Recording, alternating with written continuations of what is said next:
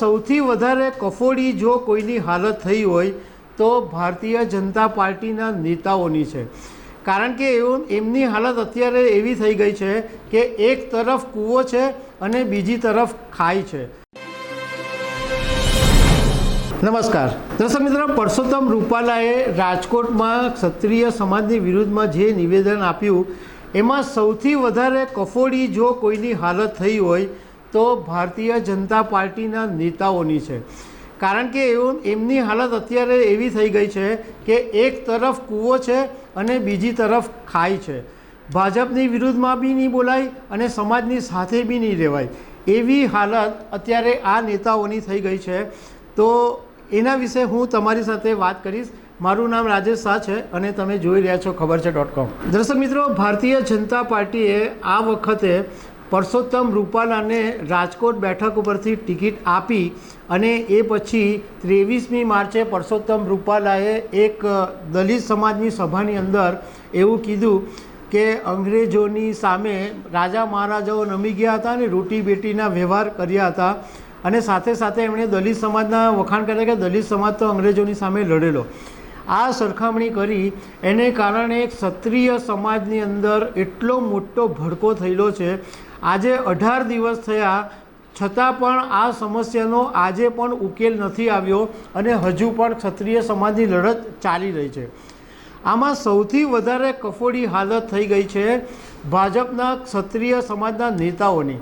કારણ કે આ ક્ષત્રિય સમાજના નેતાઓ જ્યારે જરૂર પડે ત્યારે ઘણી વખત એવું બોલતા હતા કે અમે તો સમાજની સાથે છીએ, અમે તો સમાજ માટે આમ કરીશું, અને કોઈ કોંગ્રેસ તરફની વાત હોય તો ક્ષત્રિય સમાજનો ઝંડો લઈને ઊભા થઈ જતા હતા। પરંતુ હવે જ્યારે પોતાના જ નેતાએ ક્ષત્રિય સમાજની વિરુદ્ધમાં નિવેદન આપ્યું ત્યારે આ નેતાઓની બોલતી બંધ થઈ ગઈ છે।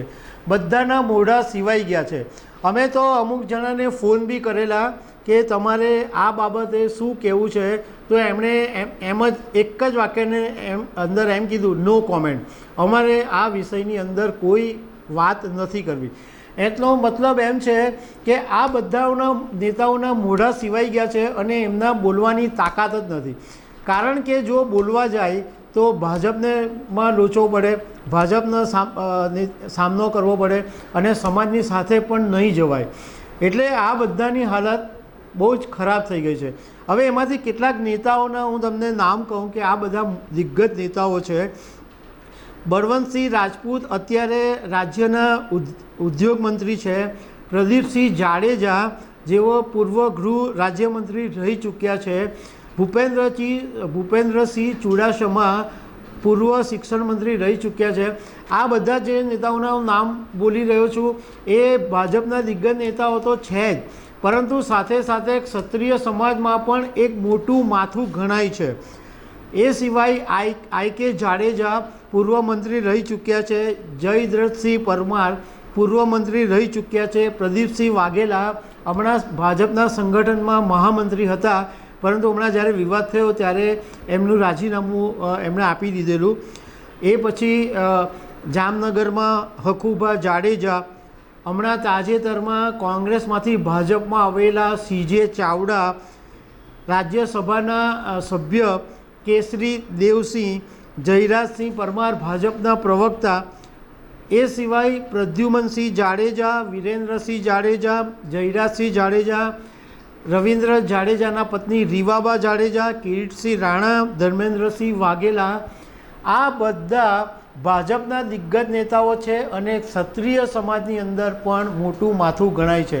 પરંતુ આમાંથી એક પણ નેતા ક્ષત્રિય સમાજની સાથે આવીને નિવેદન નથી આપી રહ્યા કે નથી ભાજપની વિરુદ્ધમાં કોઈ નિવેદન આપતા।